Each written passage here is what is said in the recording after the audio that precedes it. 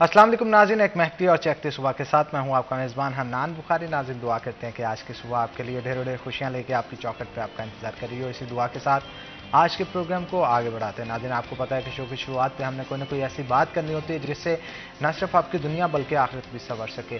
तो आज हम ख़ास तौर पर जो गुफ्तगू करना चाहते हैं वो चाहते हैं कि हकूक़ के हवाले से किसी का भी हक़ ना मारा जाए। हक़ जो है वो अगर किसी का मारा जाता है तो यकीन जानिए हम दुनिया के अंदर तो कुछ लम्हे कुछ वक्त अच्छे गुजार सकते हैं, लेकिन आखिरत में उसकी भारी कीमत अदा करनी पड़ेगी। और मेरा तो बल्कि ये मानना है कि दुनिया के अंदर ही आपको उसकी भारी कीमत अदा करनी पड़ती है।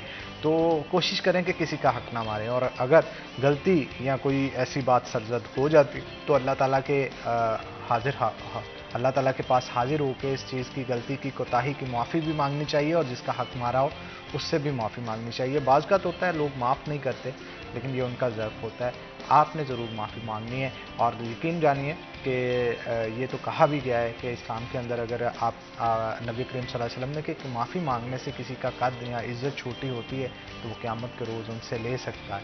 तो ये बहुत बड़ी बात है। एक आला ज़र्फ़ का मुज़ाहरा करना चाहिए, आला ज़र्फ़ की मिसाल इंसान को बनना चाहिए, और लड़ाई झगड़ों से जो है वो बचना चाहिए। तो आगे बढ़ते हैं जनाब। आज हम ख़ास तौर पर थिएटर्स की ज़बूहाली के ऊपर गुफ्तगू करेंगे, एंटरटेनमेंट इंडस्ट्री के ऊपर गुफ्तगू करेंगे।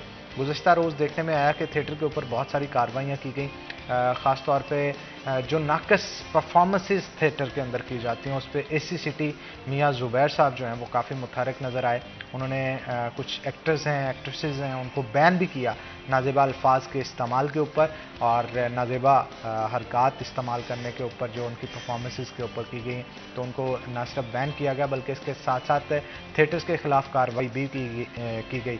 और इसके अलावा पार्किंग कंपनी के पास इस चीज़ के हकूक़ मौजूद होते हैं कि शहर के अंदर सरकारी जगह पे, चाहे वो रोड्स हों या कोई जगह हो, उसके ऊपर अगर पार्किंग की जाती है तो वो उनकी जानिब से की जाती है, उसके पैसों की कलेक्शन जो होती है उनकी जानिब से की जाती है। थिएटर्स के बाहर गैर सरकारी तौर पे वहाँ पे जो पार्किंग रोड के ऊपर लगवाई जा रही थी और रोज़ाना की बुनियाद पे हज़ारों रुपये जो है वो अर्न किए जा रहे थे, उसके ऊपर भी एसी सिटी ने एक्शन लेते हुए जो वहाँ पे कार्रवाई कर रहे थे उनको पकड़ा, ना सिर्फ पकड़ा बल्कि उनके ऊपर FIR भी दर्ज हुई, इस्तगासे भी लिखे गए। और इसके साथ साथ जो डायरेक्टर आर्ट काउंसिल है जाहिद इकबाल, उनकी जानिब से भी नोटिस जो हैं वो जारी किए गए। तो थिएटर की ज़बूवाली के साथ साथ हम सिक्योरिटी खदशात के ऊपर भी ख़ास तौर पर बात करेंगे। बहुत सारे थिएटर्स के जो फ़नकार होते हैं, आर्टिस्ट होते हैं जो दूसरे शहरों से आते हैं, उनका ये कहना है कि थिएटर्स तब्दील करने पे अक्सर उनको इस चीज़ की शिकायत रहती है कि उनको धमकी हमें कॉल्स मौसूल होती हैं, या फिर कहीं रास्ते पे रोक के मार धाड़ का सिस्टम जो है वो किया जाता है। इन चीज़ों में कितनी सदाकत है, क्या इस तरह होता है, नहीं होता, सूरत हाल किस तरफ जा रही है, अच्छा थिएटर देखने को मिलेगा, फैमिलीज़ जो रूठ गई हैं थिएटर देखने से, उसकी वजह ये भी है कि जब फहाशी जो है वो शुरू हो जाती है थिएटर्स के अंदर अदाकारी के नाम पे, तो फिर फैमिलीज़ आहिस्ता आहिस्ता इस प्लेस से दूर होना शुरू हो जाती हैं। तो इन तमाम तर सूरत हाल के वाले से जानेंगे हमारे जो आज के गेस्ट हैं, तारुफ करवा दूँ उनके साथ आपका। सबसे पहले हमारे सीनियर रिपोर्टर इमरान असलम हमारे साथ मौजूद होंगे, वेलकम करते हैं जी आपको शो के अंदर। और उनके साथ साथ साद हमारे साथ मौजूद होंगे जो कि एंटरटेनमेंट की बीट को भी हैंडल करते हैं, उनसे भी बात करेंगे। आपको वेलकम करते हैं जी शो के अंदर। तो पहले साद की तरफ चलते हैं और गुफ्तगू का आगाज़ करते हैं। साद, क्या कहेंगे आप एंटरटेनमेंट इंडस्ट्री में ख़ास तौर पर अगर देखा जाए लाइव थिएटर हमारे फैसलाबाद में 3 से 4 हैं जो नामवर थिएटर्स हैं और उनमें ज़्यादातर प्लेज लगते हैं, तो क्या सूरत हाल वहाँ पे चल रही है? एसी सिटी की जानिब से बड़ी कार्रवाइयाँ की गई पिछले दिनों, क्या कहेंगे? जी बिल्कुल, आप देखें बड़े जो अगर थिएटर्स की बात करें जिसमें मनरवा थिएटर है, सवीना थिएटर है, ये जो मेन जो बड़े थिएटर्स हैं यही दो हैं। बाकी जो नाज वगैरह वो तो थोड़े छोटे थिएटर्स हैं। अब पे पिछले जो मंथ है, इस मंथ भी काफ़ी कार्रवाइयाँ की गई हैं। जो डायरेक्टर हैं आर्ट्स काउंसिल के जाहिद इकबाल, उनकी जानिब से, एसी सिटी की जानिब से, दरअसल थिएटर को आजकल नाम भी फहाशी का दे दिया गया है। जेबा उधर हरकत होती हैं जो जिस पे जो पहले मॉनिटरिंग सेंसरिंग बोर्ड था उसकी जानिब से इतनी तवज्जो नहीं दी जाती थी। आपको जाहिर सी बात है जब पता है जब पीछे से कंट्रोल ना कोई कर रहा हो या उसे देख ना रहा हो तो फिर वो भी जो है वो कंट्रोल से बाहर हो जाते हैं। तो थोड़ा सा जो ये होम डिपार्टमेंट को भी इस हवाले से जो है वो लेटर लिखा गया था कि इनके जो नजेबा हरकत जो है वो काफ़ी बढ़ गई हैं। तो उस हवाले से फिर जाहिद इकबाल जो हैं और एसी सिटी जो हैं उनकी जानिब से जो है वो मुश्तरका कार्रवाइयाँ की गई थी आपस में मिल के। जिसमें जो है वो एक तो पार्किंग इश्यूज थे और एक जो नजेबा वहाँ पे जो है वो डांसेस होते हैं, परफॉर्मेंसेज होती हैं उन पे, जिसमें से जो काफ़ी थिएटर्स को जो है, जिसमें से सबीना को भी है, मुनरवा को भी है, नाज थिएटर्स को भी है, जो फनकार हैं जिन्होंने नजेबा हरकत की हैं उन्हें भी वार्निंग लेटर्स जारी किए गए हैं आर्ट्स काउंसिल्स की जानिब से।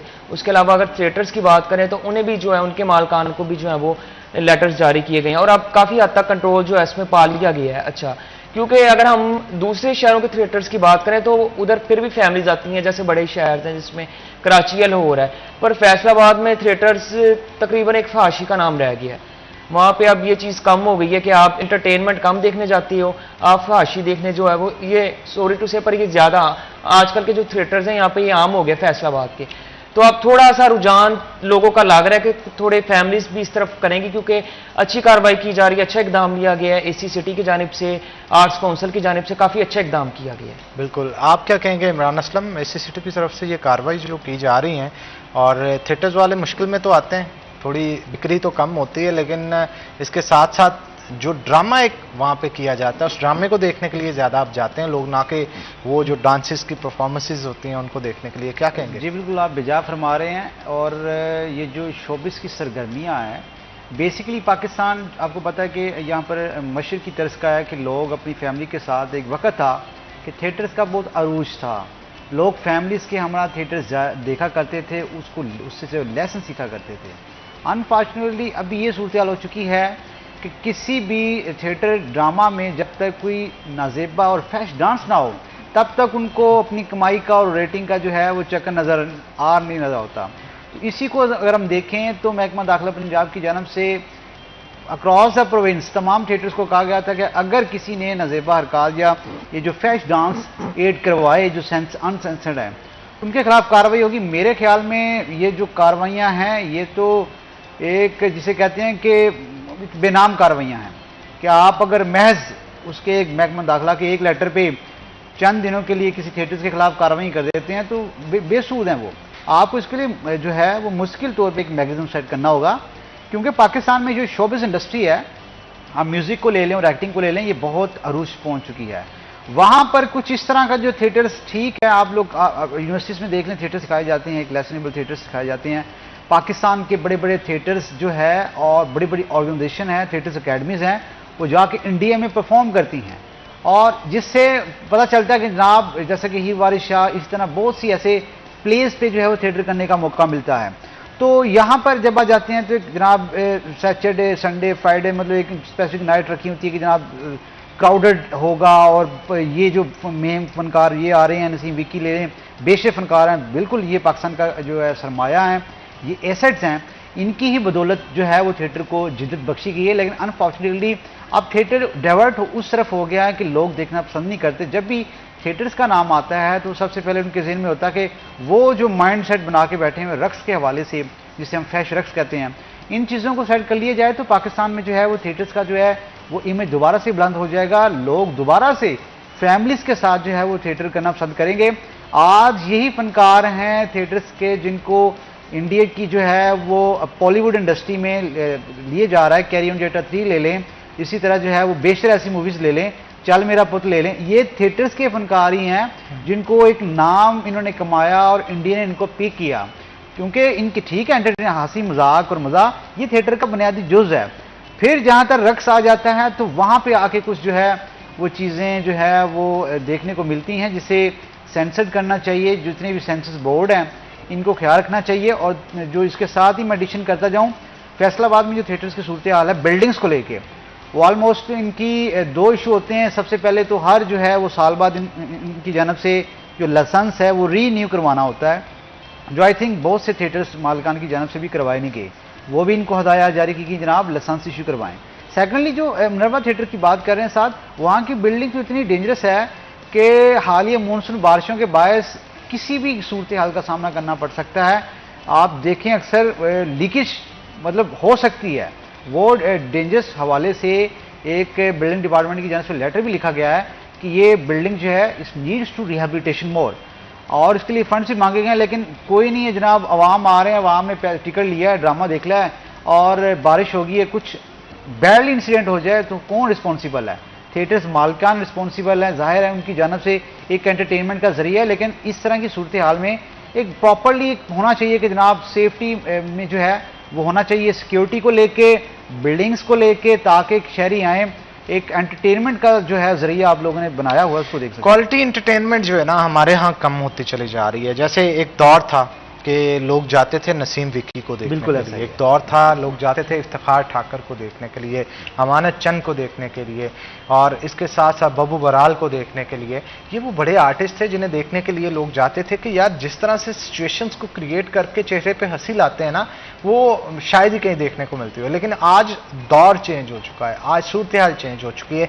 जैसे साथ भी गुफ्तगू कर रहे थे इमरान असलम भी कि फहाशी को देखने के लिए लोग ज़्यादातर जाते हैं। हाँ, जो सीनियर आर्टिस्ट हैं वो आज भी इस चीज़ को सराहते हैं कि थिएटर लाइव के अंदर ड्रामा होना चाहिए, गुफ्तगू होनी चाहिए, स्टोरी होनी चाहिए, कोई सबक होना चाहिए, लेसन होना चाहिए, जिससे लोगों तक वो चीज़ें पहुँचे। इस चीज़ का मैं यानी शाहिद हूँ।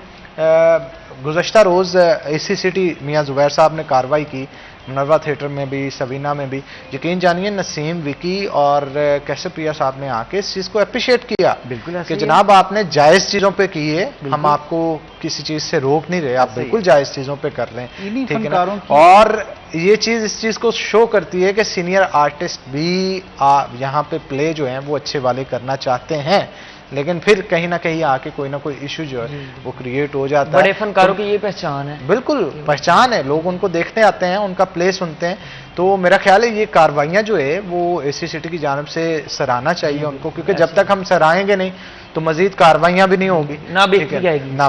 तो वो बैठ के उस ड्रामे को देखना, बल्कि अफसरान को चाहिए कि वहां पे बैठ के इस ड्रामे को देखें, ताकि उनको पता हो कि जनाब मुकम्मल ड्यूटी दी जा रही है, अगर कोई गलत बात करेगा तो उसके खिलाफ कार्रवाई भी होगी। गुज़श्ता दिनों ये भी देखने को मिला कि नूर महल थिएटर के अंदर एसी सिटी ने कार्रवाई की, एक शख्स ने जाके डांस परफॉर्मेंस के दौरान पैसे फेंकना लड़की पे शुरू कर दिए, उसके ऊपर भी उन्होंने गिरफ्तारी, वहाँ के प्रोड्यूसर को भी बैन किया। और इसके ऊपर जी साहब, ये मुनर्वा गोल्ड में भी ऐसे हुआ था, उन्होंने जो फनकार थी उन पे ना जो पैसे फेंके जा रहे थे, तो जाहिद इकबाल ने, ये पिछले मंथ की मैं आपको बात बता रहा हूँ, वो जाहिद इकबाल ने वहाँ पे कहीं विजिट किया तो उस दौरान उन्होंने देख लिया, तो उन्होंने फनकार को भी, जो फनकारा थी उन्हें भी उन्होंने वहाँ पे वार्निंग लेटर जारी किया, और दूसरी जानिब उन्होंने जो है वो जो मुनर्वा गोल्ड के मालकान है उन्हें भी जारी किया। काफ़ी अच्छा ये इकदाम है, ऐसे होने चाहिए। आप देखें ना, बड़े आर्टिस्ट हैं, अब बड़े आर्टिस्ट के जब कोई आते हैं, जैसे कैसरपिया हो गया, नसीम विकी हो गया, दीगर जो बड़े आर्टिस्ट हैं, अमानत चंद हो गए, जब वो आते हैं तब लोग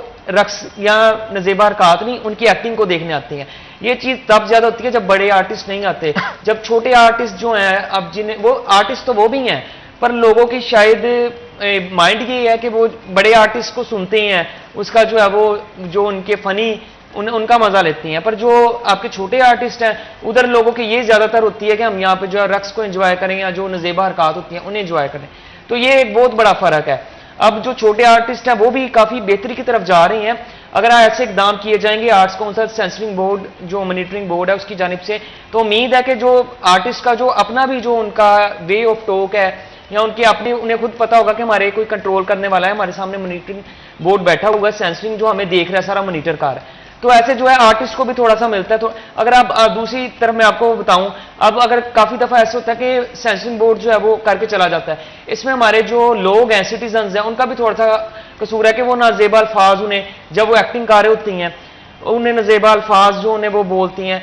आपके एक आर्टिस्ट हैं, आपका एक सरमाया है, तो ये हमें खुद भी चाहिए एज अ सिटीजन कि हम इन चीज़ों को अवॉइड करें। बिल्कुल ठीक कहा आपने, ये हमें भी इस चीज़ पे जो है वो अपना जिम्मेदारी का एहसास होना चाहिए इमरान असलम, के लोग जब वो आर्टिस्ट परफॉर्म कर रहा है उसे तंग करने की बजाय उसकी सलाहियतों को अप्रिशिएट हौसला अफजाई देनी चाहिए, दाद देनी चाहिए। बिल्कुल, ये बहुत, क्योंकि आर्टिस्ट जो है आजकल, मैं बताऊं कि जब कोरोना का दौर था तो अनान भाई किस तरह तमाम थिएटर्स बंद हो चुके थे ड्यू टू कोविड, कि जनाब जो है वो 1 फुट का फासला रखें, तो उस दौरान बहुत से फनकार बेरोज़गार हुए। अगर दोबारा से मौका मिल रहा है कि जो शोबिस की सरगर्मियां बहाल हो रही हैं, तो उसको बखूबी जो है वो इसको रेवेन्यू की तरफ भी देखा जाए, और सिटीज़न की जो है वो एंटरटेनमेंट का ज़रिया भी बनाया जाए, और थिएटर्स में मज़ीद इजाफा किया जाए। यहाँ पर मैं समझता हूँ कि थिएटर्स की जो है इंस्टीट्यूशन होने चाहिए, कि तमाम जो है अदारे बनने चाहिए जिसमें एक्टिंग और थिएटर के हवाले से क्लासेस होनी चाहिए। तो अनफॉर्चुनेटली लाहौर में तो है NCA जहाँ पर सिखाया जाती है एक्टिंग ये वो, तो अब फैसलाबाद में ऐसा कुछ अदारा नहीं है जहाँ पर शोबिस सरगर्मियाँ सिखाई गई हों। और मैं समझता हूँ कि पाकिस्तान में जो शोबिस इंडस्ट्री का जवाल है वो इनकी फनकारों की वजह से आया है। एक वक्त था कि पाकिस्तानी फिल्म इंडस्ट्री बहुत अरूज पे थी और फिर इनकी जानब से कुछ ऐसी जो है वो ऑडिशन करते गए कि इंडियन जो है वो फिल्म इंडस्ट्री बॉलीवुड आगे निकल गई, पाकिस्तान की जो है वो लॉलीवुड जो है वो पीछे रह गई। एक वक्त था कि लॉलीवुड का बहुत ज़्यादा नाम था, उन्हीं के फनकार जो है वो बाहर जाके आपको देखने को मिल रहे हैं कि काम कर रहे हैं और पाकिस्तान की किसी फिल्म में जो है वो काम करने को तैयार नहीं है। इनिशियली इन दौरान कुछ अच्छी फिल्में बनना शुरू हुई हैं। हम चाहते हैं कि पाकिस्तान की फिल्म इंडस्ट्री दोबारा पाँव पर खड़ी हो, दोबारा रेवेन्यू जनरेट हो। ईद के मौके पर आप देख सकते हैं कि किस तरह फिल्में बनना शुरू हुई हैं। पाकिस्तान की बहुत सी जो है वो मूवीज़ जिसमें वार ले लें, अच्छा बिजनेस कमाया है शान की।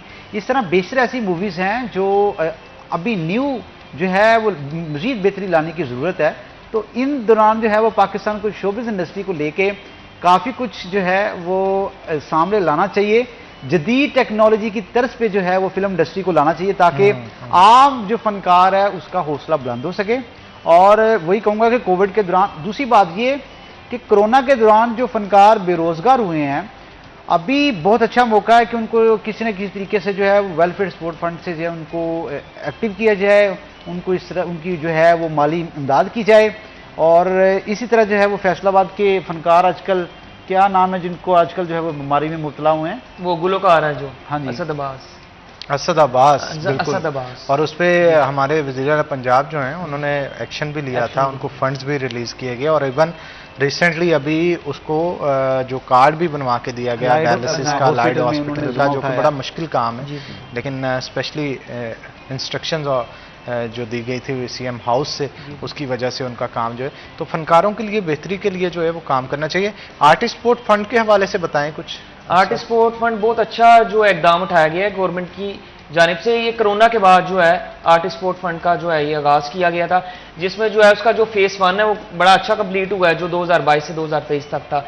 जिसमें अगर फैसलाबाद के आर्टिस्ट की बात करें तो 162 के 163 के अराउंड अबाउट आर्टिस्ट थे, जिन्हें सबको जो है उन्हें जो भी उनका वजीफा था जो 15,000 था, उन सब का वजीफा लग चुका है। अब जो 2023 और 2024 के आर्टिस्ट सपोर्ट फंड का जो फिर से अब आगाज हो गया है, अभी तक उसका ये है जो उनका प्रोसीजर होता है जिसमें एज का क्राइटेरिया उनका और बाकी दीगर जो उनका है अचीवमेंट्स क्या क्या है, उस हवाले से अभी जो उनका प्रोसेस है वो स्टार्ट है। पर ये बड़ा अच्छा इकदाम किया गया है क्योंकि आर्टिस्ट वो हैं जो आपका सरमाया है, जो हमेशा जो है आपको हंसाने में लगे रहती हैं और बाद में जो जब वो अपनी एक एज लिमिट से ज़्यादा हो जाते हैं तो उन्हें कोई पूछता ही नहीं है। तो गवर्नमेंट की जानिब से अच्छा इकदाम किया गया है जो एक कल्चरल की जानिब से अच्छा। ऐसे जो आर्टिस्ट पहले उन्हें कोई पूछता नहीं था, दरअसल उन्हें ये तो जैसे एक पेंशन के तौर पे उन्हें ये तो उम्मीद होती है कि अगर हम जो है वो बुढ़ापे में जाएंगे तो हमारी कोई तो उम्मीद होगी, कोई तो हमारा सहारा होगा। तो ये अच्छा इकदाम गवर्नमेंट की जानिब से किया गया है। और अच्छी बात यह है कि पहले अक्सर ये होता था कि मिलते ही नहीं थे, गवर्नमेंट बातें तो कर देती थी पर बाद में उन्हें मिलते नहीं थे। पर जब ये अब 2022 और 23 वाला जो आर्टिस्ट सपोर्ट फंड हुआ है उसमें ये है कि अगर फैसलाबाद की बात करें तो 162 के 163 वहां पे आर्टिस्ट थे जिन्हें सबको जो है वो मिला है, 15,000 जो उनका महाना वजीफा था सबको मिला है। और अगर हम दूसरी तरफ उसकी बात करें 2023 और 2024 के आर्टिस्ट सपोर्ट फंड की, तो वो अभी प्रोसेस जारी है और उम्मीद है कि जैसे 2022 और 23 का मिला ये भी उन्हें यकीनन मिलेगा। बिल्कुल यकीनन मिलेगा। और कितना फंड दिया जाएगा माहवार? इनका वही मैंने जो आपको महाना बताया 15,000 इनका जो है वो फंड इन्हें जो है मुहैया किया जाएगा। कौन कौन से लोग होंगे जो इसमें अप्लाई कर सकते हैं? अप्लाई अगर आप जो वुमेन्स का क्राइटेरिया वो 45 ईयर से ज्यादा है, यानी 45 साल से जो ज्यादा ईयर की जो है फनकारा होंगी। और अगर फनकार की बात करें तो उनका 50 साल से ऊपर की लिमिट है। उसमें अच्छा अच्छी बात इनका ये उन्होंने की है कि उसमें ये नहीं होगा कि ये इस फनकार ये नेशनल लेवल पे काम करता रहा है, लोकल लेवल पे काम करता है कि इंटरनेशनल लेवल पे। उन्होंने जो उनके लिए फनकार रजिस्टर है वो उनके लिए वही है, बेशक वो लोकल के लिए बहुत अच्छा इकदाम है। बिल्कुल, हम इस पे मजीद गुफ्तगू करेंगे, लेकिन एक छोटी सी ब्रेक के बाद हाथ हल्का रखें जनाब, वापस आ रहे हैं तो छोटी सी ब्रेक के बाद दोबारा हाजिर होते हैं। आपने कहीं नहीं जाना, हमारे साथ रहना है।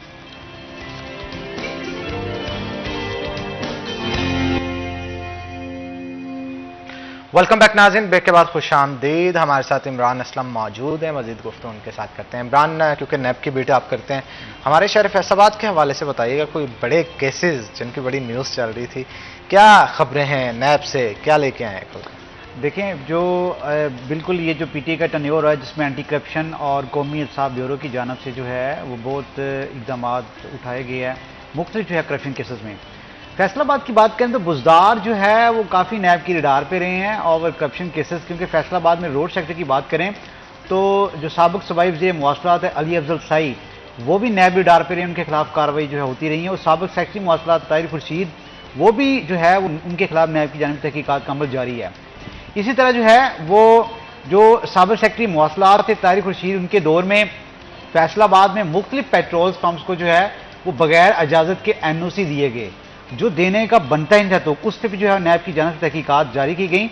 और फैसलाबाद में एक बड़ा प्रोजेक्ट था अलाइड बंड यूनिट का, ये जो अलाइड हॉस्पिटल में है, जिसकी जानिब से मिस अप्रोप्रिएट फंड्स हुआ, जिसमें जो है वो बिल्डिंग्स लीकेज हुई, जिसमें नैब हकाम की जानिब से तहकीकात की गई, जिसमें जो है वो फर्दर जो भी रिस्पॉन्सिबल बिल्डिंग सेक्टर और हेल्थ सेक्टर से उन हवाले से जो है वह कार्रवाई अमल में लाई गई।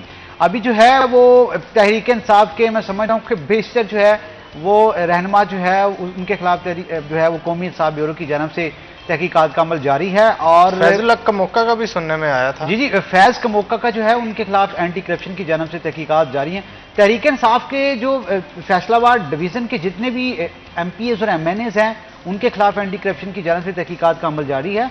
और इवन दैट के जो चेयरमैन तहरीक इंसाफ है, उनकी करप्शन के ताने बाने भी जो है वो फैसलाबाद से मिलते हैं बहुत से केसेस। लेकिन अगर बात की जाए हमारे शहर फैसलाबाद की, तो मैं फोकस मेन जो करना चाह रहा था अपने शहर के हवाले से कि शहर में क्या चल रहा है, क्योंकि बहुत सारे लोग हमारा जो टीवी देख रहे होते हैं 41 चैनल, उनको गर्ज यही होती है कि शहर में जो मामला चल रहे हैं। मैं चाहता हूँ मजीद आप इस हवाले से बताएं कि और शहर में कौन से ऐसे करप्शन के मामला हैं जो कि नैब के अंदर देखने को मिल रहे हैं। अब अच्छा क्वेश्चन कहा, क्योंकि हम रिवील करते जाएंगे इसको, ठीक है, वक्त से पहले और ब्रेकिंग की शक्ल में। जो एंटी करप्शन की जानिब से वो मैं आपको कुछ इंपॉर्टेंट केसेस बता देता हूँ, जिसमें जो है वो पाकिस्तान तहरीक इंसाफ के जो साबिक MPs हैं, ठीक है, नाम तो मैं नहीं लूँगा, लेकिन बहुत से ऐसे MPs हैं जिन्होंने रोड सेक्टर में मन पसंद अफराद को मुबैना तौर पर ठेके दिए हाईवे काम की जानिब से, उनके खिलाफ जो है वो केसेस हैं।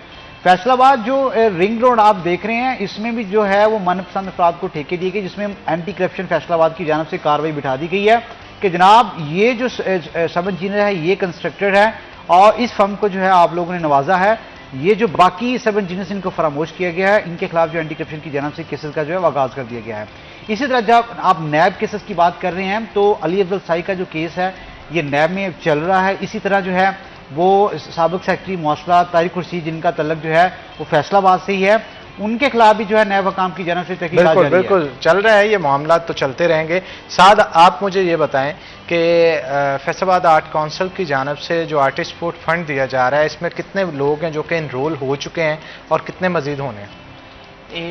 फेज 1 में तो 162 या 163 फनकार थे। अब ये जो इसका फेज 2 है 2023 से 2024 में, इसमें मजीद जो है 5 से 7 आर्टिस्ट में जो है वो मजीद इजाफा हुआ है। ये प्रोसेस अभी इनका ये 4 है, जिसमें जो है वो इसमें ये होता है कि काफ़ी रिजेक्शन भी पिछली बार लगी थी। ये नहीं हुआ था कि हर कोई आर्टिस्ट आके जो है वो हर किसी का 15,000 वजीफा लग जाए, ऐसे नहीं होता। इसमें पिछली बार भी ये प्रोसेस था कि रिजेक्शन अगर काफ़ी आर्टिस्ट होते हैं उनके डॉक्यूमेंटेशन नहीं उनकी पूरी होती, तो उस पर रिजेक्शन भी लगी थी। लेकिन उसके बाद जो है उन्होंने आर्ट्स काउंसिल में अपने जो तमाम डॉक्यूमेंट्स जो है वो जमा करवा दिए, वो मुकम्मल हो गया था। अब अगर इस टाइम हम बात करें तो तकरीबन 170 के करीब जो है वो आर्टिस्ट सपोर्ट फंड में जो आर्टिस्ट हैं फैसलाबाद के जो स्पेशली फनकार हैं उन्होंने इनरोल किया हुआ है। अभी तक उनके डॉक्यूमेंटेशन का जो प्रोसेस है वो जारी है।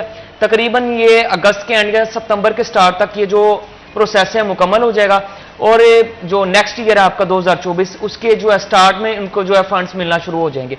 और मैं आप ये भी है कि जो हमारे जो वज़ीर इत्तलात हैं जो आमिर मीर, उनकी जानिब से ये भी कहा गया है कि हम जो दूसरे प्रोसेस में हमारी ये भी कोशिश है कि वजीफे को हम मजीद जो है वो एक्सटेंड करें।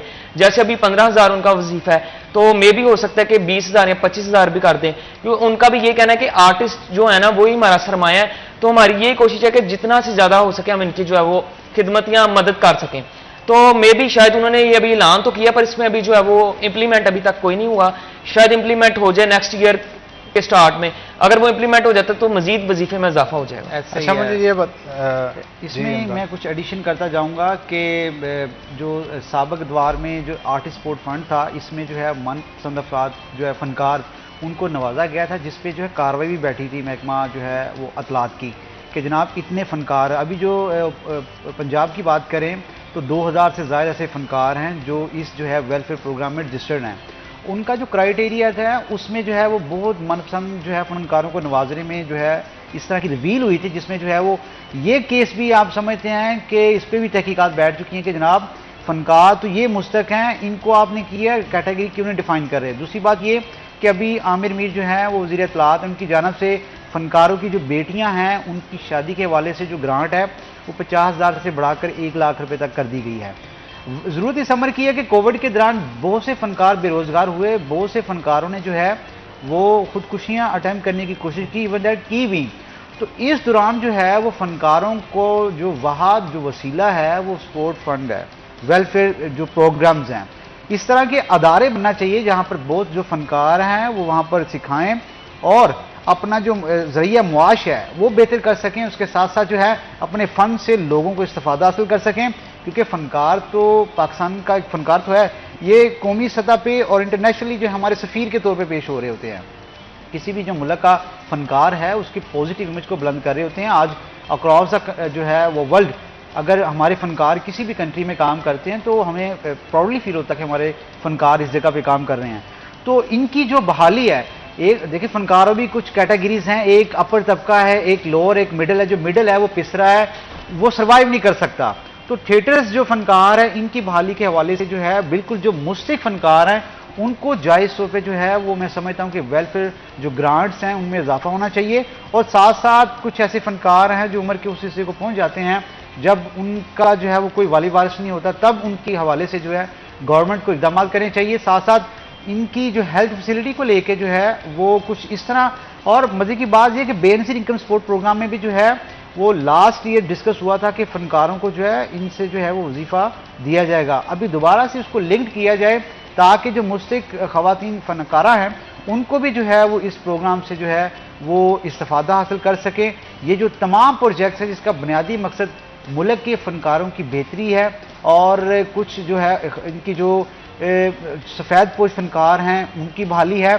और ड्रामा इंडस्ट्री को ले लें, फिल्म इंडस्ट्री को ले लें, म्यूज़िक इंडस्ट्री को ले लें, तो मैं समझता हूँ कि फ़नकारों को आगे आना चाहिए पाकिस्तान की शोबिज़ इंडस्ट्री को लेके, ताकि हर फ़नकार इसकी बेहतरी के लिए अपना किरदार अदा कर सके और पाकिस्तान की शोबिज़ इंडस्ट्री को लेके विद द राइट वे आगे लेके जाना चाहिए। फिल्म, म्यूज़िक देख लें आप किस हद तक पाकिस्तान के बहुत गुलकार हैं, जिसमें आतिफ असलम है, राहत फ़तेह अली खान है, बहुत से बड़े बड़े फ़नकार हैं जिन्होंने दुनिया में जो है पाकिस्तान का सिक्का बनवाया है।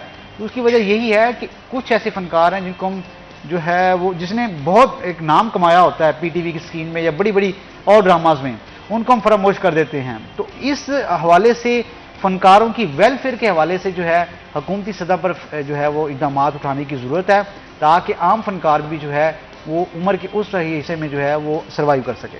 बिल्कुल ठीक कहा आपने।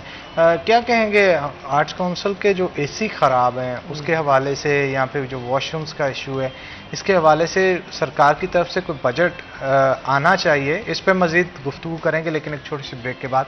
तो नाज़रीन यहाँ पे एक ब्रेक के बाद दोबारा हाजिर होते हैं। आपने कहीं नहीं जाना, हमारे साथ हैं।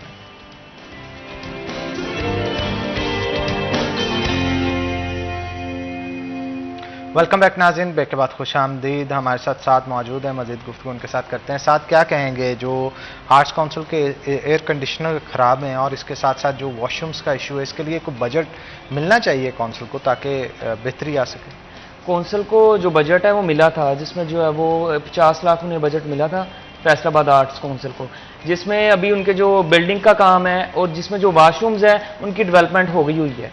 जो वाशरूम्स है वो एक साइड की पूरी डेवलपमेंट हो गई है। बिल्डिंग का थोड़ा सा काम था जो ग्रांट में मंजूरी हुई थी, उसकी बिल्डिंग का काम जो है वो भी अभी जारी है। अगर एसी की बात करें तो एसी उसके काफ़ी चंद एसी जो हैं वो तो चलते हैं, दूसरे शायद उसकी अगली ग्रांट को ये, पर अभी तक उन जो ग्रांट में से जो पहले 50 लाख गवर्नमेंट की जानिब से जो है फैसलाबाद आर्ट्स काउंसिल को मुहैया किया गया था, उनमें से अभी जो है एसी जो है वो मजीद नहीं लगे। अगर हम बिल्डिंग का या वाशरूम्स की बात करें तो वो तो काफ़ी हद तक जो है वो बिल्डिंग का काम भी अभी जारी है इस टाइम। वाशरूम्स को बहुत अच्छी डेवलपमेंट की आर्ट्स काउंसिल की जानिब से, काफ़ी अच्छे जो वाशरूम्स जो हैं वो बना दिए गए हैं। एसी का एसी की वो जो डायरेक्टर जाहिद इकबाल है उनका भी ये कहना था कि जो नेक्स्ट ग्रांट है उसमें एसी की मंजूरी की गई है कि एसी जो है उसमें सारे तब्दील करके नए लगाए जाएंगे।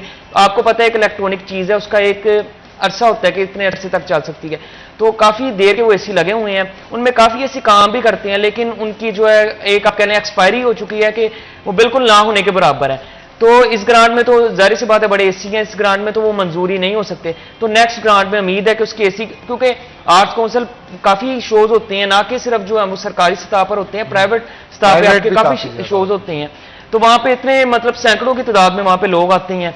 वहाँ पे जब ज़्यादा लोगों की तादाद होती है तो काफ़ी मसला हो जाता है, खासकर आजकल का जो सीज़न है गर्मी है बस का।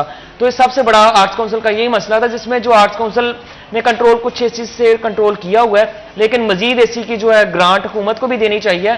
एक इतनी बड़ी जहाँ पे आपके सरकारी सतह के सारे प्रोग्राम्स होते हैं, प्राइवेट सतह के होते हैं, और ये आपका रेवेन्यू भी आपको जो है जनरेट करके देता है जो आर्ट्स काउंसिल। तो मेरे ख्याल से तो ये इनको जल्द से जल्द उसके जो एसीज का काम है वो होना चाहिए। दूसरी तरफ मैं आपको ये बता रहा था, पहले हम आर्टिस्ट स्पोर्ट फंड की बात कर रहे थे।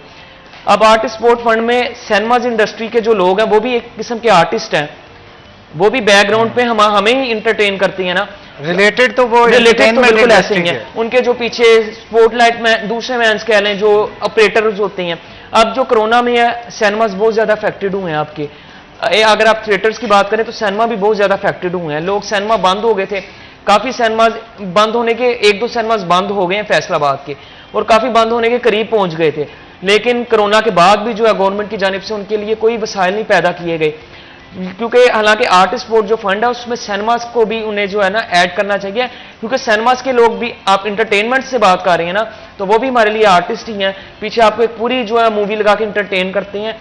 तो ये वैसे एडिशन करनी चाहिए गवर्नमेंट को कि वो भी लोग हैं, काफ़ी लोग जो है सिनेमा इंडस्ट्री के बेरोजगार हुए हैं कोरोना के दरमियान, बेरोजगार काफ़ी उन्हें, जैसे अगर आप थिएटर की बात करें उन्होंने खुदकुशी के पास पहुंच गए हैं, तो सिनेमा के एक दो लोग थे जो खुदकुशियों के पास, जो सफेद पोश लोग थे, क्यों जिन्होंने, अब वहाँ पे ऐसे लोग भी हैं जो 50-50 साल से सिनेमा का ही काम कर रही हैं, और कुछ वो किसी और अदारे में या किसी और जगह पे जा ही नहीं सकते, उनके पास हुनर ही वो है, तो उन्होंने सारी अपनी जिंदगी एक लोगों को एंटरटेनमेंट देने में जो है गुजार दी है। तो गवर्नमेंट को चाहिए कि उन्हें भी साथ ऐड करना चाहिए, उन्हें भी आर्टिस्ट स्पोर्ट फंड के अंदर ऐड करना चाहिए। वो भी एक किस्म के बैकग्राउंड फनकार है हमारे, जो हमें एंटरटेन करते हैं, हमारे लिए हर किस्म का एंटरटेनमेंट जो हम मुहैया करते हैं। बिल्कुल ठीक कहा। इमरान असलम, आप क्या कहेंगे, क्योंकि सिनेमा भी थिएटर से रिलेटेड ही होता है, इसके जो वर्कर्स हैं उनके साथ सौतेली माँ का? जी बिल्कुल, वो टेक्निकल जो स्टाफ है, मैं समझता हूँ कि उनके हवाले से साल इसमें दो चीज़ें आ जाती हैं। देखें, जो सिनेमा इंडस्ट्री है उन्होंने रेवेन्यू जो है वो खुद जनरेट करना होता है, ठीक है, कोई फिल्म लगाई, उनके साथ डीलिंग हुई मार्केटिंग के साथ, उन्होंने लोगों को दिखा दिया, दे आर जस्ट रिप्रेजेंटेड कि उन्होंने जनाब ये फिल्म इतने में, आपने कि बॉक्स ऑफिस में ये फिल्म इतने में जो है वो बिकी, ये इतने, तो ये जनरेट कर रहे होते हैं बिजनेस। इन बिजनेस का जो जरिया बनते हैं वो होते हैं फनकार। बेसिकली गवर्नमेंट की जानब से जो शुरू किया गया था बेसिकली फनकारों का ही प्रोग्राम है। अब उसमें अगर टीवी, लेकिन जो वर्कर्स काम कर रहे हैं नीचे उनका क्या? जी बिल्कुल, ये मतलब सिनेमा से अलग जो वर्कर्स साथ काम कर रहे हैं, जिसमें स्पॉटमैन है और इसके साथ टेक्निकल है, जिस इंडस्ट्री, इनको भी जो है मेरा ख्याल इनमें भी जो है वो कैटेगरी स्पेसिफाइड है, कैटेगरीज की गई हैं। लेकिन अब सपोज एक बंदा है जो गेट कीपर है, जी जी, और तकरीबन पिछले 25 साल से सिनेमा का गेट कीपर है, ऐसा ही है, वो बाकी आर्टिस्ट अगर लग रहे हैं तो वो क्यों नहीं लग रहा? जी बिल्कुल, ये तो फिर वो जाहिर है, क्या पता वो दर्जा चहारम पे जो है उस नौकरी पे आया हो, वो फनकार की कैटेगरी में फाल ना होता हो, उसकी जो सैलरी है वो बीइंग जो स्केल 4 के तहत उसको जारी की जा रही है। लेकिन बात ये होते तो वो इंडस्ट्री में ना, तो इंडस्ट्री को एक्सपेंड करने की जरूरत है। क्राइटेरिया अगर फनकारों का नहीं आपने कोई किया, उन्हें ये कह के एज अ फनकार के तौर पे हम इनका वजीफा लगा रहे हैं, तो है तो वो भी फनकार, आप क्राइटेरिया को उसकी एलिजिबिलिटी के साथ तो ना क्रिएट करें ना, वो बेशक चोहरम में या जिसमें भी है, आप इंडस्ट्री को मीट करें, इंडस्ट्री को करें ना, आप एक इंडस्ट्री में फिर सब लोग को लाए ना। ये बहुत बड़ा इशू है सिनेमा इंडस्ट्री का, क्योंकि वो भी वर्कर्स हैं। अगर रेवेन्यू क्रिएट वो प्राइवेट तौर पे करता है तो थिएटर्स भी करते हैं, काफी आपके थिएटर्स हैं जो डेली वेजेस के ऊपर काम करते हैं, पर वो आपको साथ थोड़ा सा सिनेमा के इंडस्ट्री के जो लोग हैं उनका भी ख्याल करना चाहिए। जैसे इन्होंने कहा कि अभी एक 25 साल जो है, एक जो उनका आप कह लें सिक्योरिटी गार्ड ही है, 25 साल वो उसे दे रहा है, तो वो भी है तो एक एंटरटेनमेंट, या आपके जो बैक सारे ऑपरेटर होते हैं, कंप्यूटर ऑपरेटर्स होते हैं, उसमें सिनेमा एसोसिएशन का प्रेसिडेंट है अली रजा, ठीक है, वो कह लें कि वो भी इस कैटेगरी में फाल नहीं कर रहा, हालांकि वो तमाम तर सिनेमास को चलाने के पीछे उस शख्स का बड़ा हाथ है, ठीक है ना, और इस सिनेमा इंडस्ट्री को दोबारा खड़ी करने में उसका बड़ा हाथ है। लेकिन गवर्नमेंट जो है वो अगर सिनेमा इंडस्ट्री के प्रेसिडेंट को ही फैसलाबाद के रीजन के को नहीं एक्सेप्ट कर रही तो वर्कर्स को कहाँ पे करेगी? इसका मैं समझता हूँ कि हल एक ही है कि तमाम सिनेमा एसोसिएशंस और जितने भी टेक्निकल स्टाफ हैं, आप सिनेमाज के ले लें, कोई भी और ले लें, इनको एक जो है वो एक रोड मैप प्लान बना के, एक प्रपोजल बना के जो है वो इरसाल करनी चाहिए वजारत इत्तलात को, ताकि वो नई जो कैटेगरी हैं उसमें अमेंडमेंट करें और इनके लिए कैटेगरी स्पेसिफाई कर दें, ताकि ये लोग भी जो है इस वेलफेयर जो प्रोग्राम है उसमें ऐड हो सकें और ये भी अपना हक ले सकें। साथ ये आपके लिए बड़ी अच्छी बात की है। ये आप मैं इन्हीं की बात का जवाब दे रहा हूँ। ये जब कोरोना के बिल्कुल बाद, ठीक है, ये अब पिछले 2 से 3 मंथ्स बैक आप जाएं तो आपकी कोई पाकिस्तानी मूवीज नहीं लग रही थी सिनेमाज में, कोई नई न्यू रिलीज ही नहीं हो रही थी। पुराने लोग वैसे भी जो पाकिस्तानी है अपनी पाकिस्तानी मूवीज को इतना मोला जाटियां 1-2 के अलावा इतना नहीं प्रेफर करते। इनकी ये कोशिश होती है कि जैसे जो अब जैसे इंडिया या पाकिस्तान के जो सेलिब्रिटीज है वो जो फनकार है मिक्स होके या हॉलीवुड को ज्यादा प्रेफर करते हैं। अब पिछले दिनों इंडियन मूवीज पे वैसे ही आपको पता है वो बंदी है, जो पाकिस्तानी मूवीज हैं वो आ नहीं रही थी, तो तब उन्होंने ये रोड मैप प्लान किया था। इस पे वो जो है वो जो आपने कहा है सदर सिनेमा एसोसिएशन अली रजा, वो उनके पास भी गए हैं, डिप्टी कमिश्नर के पास भी गए हैं इसको लेके। उन्होंने जो आपका ये जो ऊपर लेवल पे भी उन्होंने लेटर्स लिखे हैं, दरखास्त की हैं, लेकिन जो डिप्टी कमिश्नर हैं उनकी जानिब से जो इमरान हामिद शेख थे तब उनकी जानिब से उन्हें यकीन दहानी करवाई गई थी और ये जो है उन्हें कहा गया था कि आप अभी रोड्स पे ना निकले, हम आपके लिए जरूर कुछ कर रहे हैं। लेकिन वो भी जैसे एक लारा ही निकला, उसके बावजूद कुछ भी नहीं हुआ। उसके बाद ये थोड़ी सी पाकिस्तानी मूवीज रिलीज होने लगी तो थोड़ा सा सहारा मिल गया इंडस्ट्री को। अगर आप ये रोड मैप प्लान बनाया गया, काफी दफा उनसे बनाया गया, लेकिन आपको ये पता है एक बंदे के पास जब रोजगार ही नहीं है, डेली वेजेस पे वो काम कर रहा है, वो भी रोड पे बाहर निकल आएगा तो वो कमाएगा क्या और खाएगा क्या? ये बहुत बड़ा इशू है इसमें। बिल्कुल इश्यूज तो हैं, इन इश्यूज को रिजॉल्व करना जो है वो अल्टीमेटली गवर्नमेंट का काम है। उसके अमल को लिए कोई ना कोई लाहे अमल जो है वो बनाना चाहिए। तो आप साथ कोशिश कीजिएगा, उन्हें कहिएगा डायरेक्टर आर्ट काउंसिल से मिलें और अपनी आवाज़ जो है अरबाब इख्तियार तक पहुंचाने की कोशिश करें, क्योंकि कोई ना कोई हल करना ज़रूरी है। अगर हम बैठे रहेंगे तो मेरा नहीं ख्याल कि इससे कोई भी किसी किस्म का कोई हल जो है वो निकल पाएगा। तो अगर उनकी एसोसिएशन मुकम्मल, ना सिर्फ वो एक सिनेमा बल्कि तमाम सिनेमास के सदूर सेक्रेटरीज जो हैं इनके पास अगर जाएँ तो इसके लिए कोई ना कोई लाहे अमल इमरान निकल सकता है। ये होना चाहिए, हो सकता है, निकल भी सकता है। और उम्मीद है कि जो गवर्नमेंट है वो फनकारों को लेके और आमिर मीर साहब बड़ा कंसर्न है, सहाफ़ियों को लेके बहुत ज़्यादा वो जो है आप देखें कि प्रेस क्लब्स जितने भी ले लें और इसी तरह जो है वो सहाफ़ियों की जो ग्रांट्स हैं उसको ले लें, बहुत संजीदा नज़र आए हैं। फनकारों को लेके बहुत संजीदा नज़र आए हैं। अभी वही 50,000 से बढ़ाकर 1 लाख जो की है फनकारों की बेटियों की जो जहेज़ों की ग्रांट है, तो सहाफ़ियों के लिए भी बहुत कुछ किया गया है और शायरों के लिए बहुत कुछ किया गया है। तो ज़रूरत दिसंबर की है कि इसी कड़ी से मिलते जुलते जो है रोड्स मैप प्लान तैयार किए जाएँ। अभी जो अच्छा वक्त है, ठीक वक्त है कि इस वक्त में जो है वो ताकि उस प्लान को है वो पाया तक पहुंचाया जा सके और ये लोग जो है इस कैटेगरी में फॉल कर जाए। बिल्कुल आपने ठीक कहा। बहुत शुक्रिया आप दोनों का आज के शो में आने के लिए। इसी के साथ नाज़रीन छोटा सा ब्रेक के बाद दोबारा हाजिर होते हैं। आपने कहीं नहीं जाना, हमारे साथ हैं।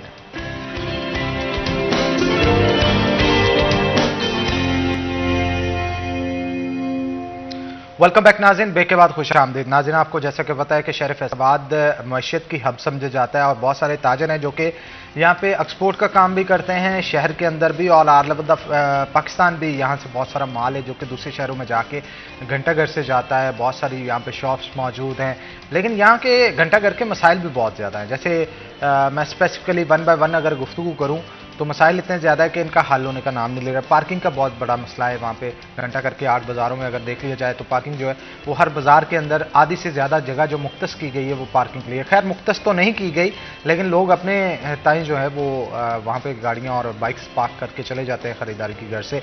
और इसके साथ साथ अगर देखा जाए बिजली की तारों का बहुत बड़ा मसला है, जिसका हल करवाने के लिए पिछले दिनों फैसलाबाद सुप्रीम अंजुमन ताजदान के चेयरमैन अमीन भट्ट जो है उनकी जानिब से तहसीन अमान जो कि चेयरमैन चेयरमैन बोर्ड भी हैं फेस्को के, उनके बुलाया भी गया था। उन्होंने इस चीज़ की यकीन दहानी करवाई थी कि जितने भी तारे हैं इनको ज़मीन दोस्त कर दिया जाएगा, जो भी मसाइल होंगे शहर के फेस्को के हवाले से उन्हें हल किया जाएगा। और इसके साथ साथ तजावज़ात के भी बहुत सारे मसले हैं। अब आने वाले दिनों में क्या सूरत हाल इख्तियार करेगी, ताजरों को किन किन मसाइल का सामना है, इनका हल कैसे होगा, इन तमाम तर सूरत हाल के हवाले से जानेंगे। हमारे साथ आज के जो गेस्ट मौजूद हैं उनका तारुफ मैं आपको करवा दूँ। हमारे साथ अमीन भट्ट साहब मौजूद होंगे जो कि साबिक डिप्टी मेयर भी रह चुके हैं और सुप्रीम अंजुमन ताजरान के चेयरमैन भी। आपको वेलकम करते हैं जी शो के अंदर। और उनके साथ साथ याहिया तारक हमारे साथ मौजूद होंगे जो कि सदर हैं बवाना बाज़ार के।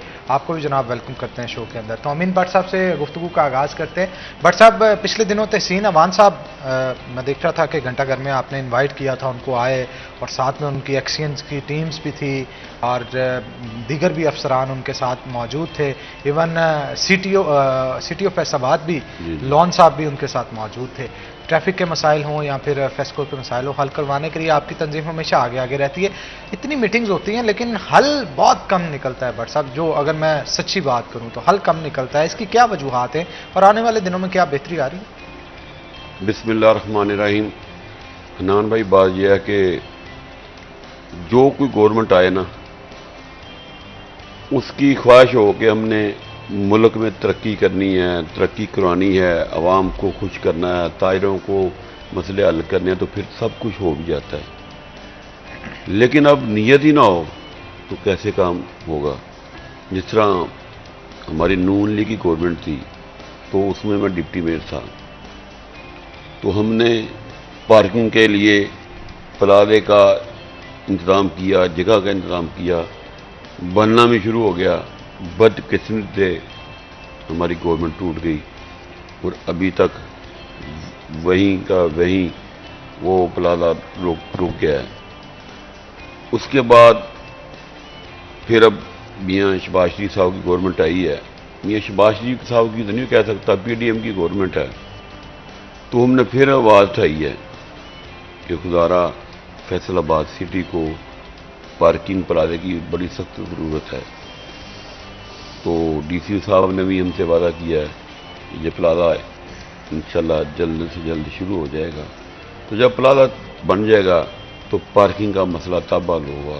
वरना आपको पता है कि जिस तरह आपने बताया कि कचहरी बाजार में एक साइड पार्किंग ही होती है, लेकिन एक साइड की बजाय भी लोग पूरी सड़क पर मोटरसाइकिल खड़ी कर देते हैं। तो कोई टाइमिंग नहीं है, कोई गाड़ी भी खड़े कर देते हैं। मतलब अफरा तफरी का तरीकाकार आपको नजर आता है। तो कोशिश करनी चाहिए हम लोग जो जीत कर आते हैं, जिस तरह मैं डिप्टी मेयर बना, पहले चेयरमैन बना, फिर डिप्टी मेयर बना, ये दिलचस्पी होनी चाहिए बंदे में। वहाँ के जो इलाके का जो चेयरमैन होगा, जो MP होगा या MNA होगा, उसकी दिलचस्पी होगी तो काम भी हो जाता है। देखिए, फंड तो उनको मिलता ही है, MNA को भी मिलता है, MPA को भी मिलता है, जो चेयरमैन बनता है उनको भी मिलता है, जो मेयर होता है उनके पास ही फंड होता है। लेकिन जिसका हल्का होता है ना, उनको चाहिए कि जोर लगा के अपने हल्के के लिए, अपनी आवाम के लिए, बेहतरी के लिए काम करें। उसके बाद हमारे शहर में पार्किंग के अलावा जो आपने तारों का जिक्र किया, सूत्र मंडी में आपको पता है कि जो कुआ होता है 7 जाने गया होगी, बच्चे भी थे, बड़े भी थे, मेरे वोटर भी थे, सपोर्टर भी थे, और उनके लिए कोशिश की कि उन खानदान को जिनके बच्चे शहीद हुए हैं, जिनके बड़े शहीद हुए हैं, अभी तक कुछ भी नहीं मिला। तारों के लिए जिस तरह चेयरमैन फेस्को, पहले अवाम को नहीं कोई पता होता था कोई चेयरमैन, ये तहसीन मान साहब, ये अवामी आदमी है, उसको दिलचस्पी है कि अगर मैं फैसलाबाद में राना सनाउल्लाह साहब ने मुझे चेयरमैन बनाया तो मुझे अवाम के लिए बनाया है, फैसलाबाद के लिए बनाया है, सहूलत के लिए बनाया है। जिस तरह आपको मीटर लगाने जाते हैं तो मीटर लगता ही ना, कई महीने गुजर जाते थे, तार किसी की टूट जाती थी, वो लगाने कोई नहीं आता था।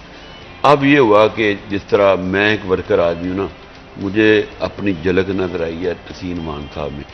मैंने एक दफ़ा बुलाया, वो घंटाघर आए, तमाम ताजरों को, रहायशियों को मैंने बुलाया, जो भी हमें उनको काम कहा, तो यकीन करें 90% काम हो गया है। किसी का ट्रांसफार्मर का मसला था, वो लग रहा है, किसी का तारों का मसला, वो काम शुरू होने लगा है। लेकिन जिस तरह अंडरग्राउंड का जो सिस्टम है ना, वो ज़्यादा लंबा प्रोजेक्ट है, उसके लिए उन्होंने 1 करोड़ 40 लाख रुपए का चेक दिया था प्लान बनाने के लिए। प्लान वो बन रहा है, तो इंशाल्लाह उम्मीद है वो अंडरग्राउंड तारें जब अंडरग्राउंड हो जाएंगी ना तो शहर भी खूबसूरत हो जाएगा। यहाँ पे गलियों में आग लगने का खतरा है वो भी इंशाल्लाह टल जाएगा। बिल्कुल ठीक कहा आपने। हमारे साथ याहिया भी मौजूद हैं, उनसे भी मज़ीद गुफ्तगू करते हैं। भाना बाज़ार के मेन मसाइल कौन से, आपको क्या लगता है कौन से मसाइल हैं जिनको तरजीही बुनियादों पे हल करना चाहिए? जी बिस्मिल्लाहिर्रहमानिर्रहीम। अन भाई, जैसे कि आप भी इधर शहर फैसलाबाद में से हैं, भट्ट साहब भी इधर से ही हैं, तो भाना बाज़ार के वही मसाइल हैं, ज़्यादातर पार्किंग के मसाइल हैं। उसके बाद फिर ये जो वन वे नहीं रुकती है उसके मसाइल है। अकेले जो मकसूद लोन साहब हैं वो अकेले कुछ भी नहीं कर सकते। जैसे कि ना भी एक पार्टी का कोई सरबरा है, कोई चेयरमैन है, वो अकेला कुछ भी नहीं कर सकता जब तक हम लोग उसके साथ बाजू बन के साथ नहीं जुड़ेंगे। तो उनके साथ साथ हमें भी थोड़ा शऊर आना चाहिए कि हमें भी कस्टमर अगर आया है आपकी शॉप के आगे तो उसको कहना चाहिए कि भाई इसको, ये मेरी लाइन है, इसके अंदर पार्क करो इसको। तो जब तक हमारे अंदर शऊर नहीं आएगा तो हम किसी को नहीं कह सकते। बाकी जो रह गया बिजली का काम, बिजली का जैसे ही ये अपना भट्ट साहब ने बुलवाया उनको, मलक तहसीन है साहब को, तो हम सब लोग वहाँ पर ही थे, तो उन्होंने एक ऑर्डर भी इनको भट्ट साहब को पास किया 1 करोड़ 40 लाख का। तो वो अगर वो मंसूबा हो जाए तो वो माशाल्लाह अल्लाह की रहमत से वो पाकिस्तान की गवर्नमेंट के लिए भी फ़ायदेमंद है।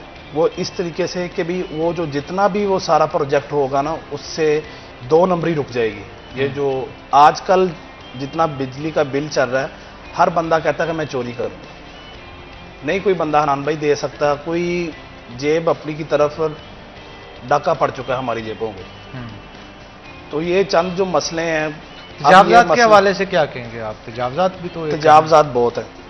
तजावजात के हवाले से है कि अभी ये जो है डीसी साहब निकले हैं और एसी साहब भी निकले हैं, हमारे सीओ साहब भी, अपना जुबैर भट्टू साहब भी निकले हैं बाज़ारों में। तो अल्हम्दुलिल्लाह जैसे जैसे ये निकल रहे हैं तो वैसे कुछ बेहतर हुआ है आगे से। जैसे थोड़ा पहले के इन्होंने अगर 5 फुट के अंदर लाइन लगाई है तो वो 14 फुट में जाके बैठे होंगे। तो जैसे ही हमारे डीसी साहब ने कवरेज शुरू की है तो अल्हम्दुलिल्लाह अल्लाह की रहमत से अब बहुत सारा मामला क्लियर हुआ है। बिल्कुल ठीक है। भट्ट साहब, इंतज़ामिया के साथ लाइजॉन बहुत ज़रूरी होता है ताजरों का मसाइल को हल करने के लिए। मौजूदा इंतज़ामिया के हवाले से क्या कहेंगे, मसाइल हल किए जा रहे हैं? देखें, डीसीओ साहब पहले भी आए हैं, लेकिन ये जो डीसीओ साहब निगरान गवर्नमेंट में आए ना अभी, इनका अखलाक अच्छा है। इनके पास कोई भी शख्स चला जाए उनसे वो मोहब्बत से पेश आते हैं और उनका काम भी करते हैं। चाहे कोई ताजर है, चाहे कोई गरीब आदमी है, लेकिन उसकी बात भी सुनते हैं और काम भी करते हैं। ये एक मेन वजह होती है। एक अफसर अच्छा हो और बात सुनता हो तो एक अवाम में बड़ी मोहब्बत पैदा होती है। दूसरी बात यह है कि जो डीसीओ सबसे पहले आए हैं तो उन्होंने ताजरों के साथ मीटिंग की है, उनसे पूछा कि आपके मसले क्या हैं। हमसे मीटिंग की और हमने उनको अपने मसले बताए और उन्होंने हल करने की कोशिश भी की है और हल हो भी रहे हैं। जैसे हमने उनको बताया कि हमारी मेन प्रॉब्लम पार्किंग है, तो पार्किंग के लिए उन्हें आर्जी तौर पर एडीसी साहब जो काशिफ साहब हैं उनकी ड्यूटी लगाई थी, जो मेयर हाउस जहाँ पे मैंने आपको कहा कि पार्किंग प्लाजा, वहाँ पे आर्जी तौर पर ना उन्होंने कारें हैं जो वहाँ पे खड़ी करने की जगह दी है, जो आर्जी तौर पर वो खड़ी हो रही हैं। लेकिन ये आर्जी मसला है, जितना बड़ा मसला है प्लाजा बनने के बगैर ये मसला हल नहीं होगा। उसके बाद टैफ का मसला, जिस तरह आपने भाई से पूछा है, टैफ का मसला भी उतनी देर तक हल नहीं होगा जितनी देर तक पार्किंग प्लाजा नहीं तैयार होगा। दूसरी बात यह कि पहले जो हमारे वार्डन थे वो ड्यूटी नहीं करते थे बाजारों में। अब वो लोन साहब के आने से जो ड्यूटी कर रहे हैं, मैंने उनको ये बताया था कि आप एक बनवे की जो खिलाफ वर्जी करते हैं ना उनको रोकें। दूसरी बात यह है कि जो हमारा प्लान है कि एक साइड पे अगर पार्किंग है तो दूसरी साइड पे पार्किंग नहीं होनी चाहिए। अगर वो वार्डन ड्यूटी देंगे तो वह उस पर अमल होगा ना, अगर ड्यूटी नहीं देंगे तो अमल कैसे होगा।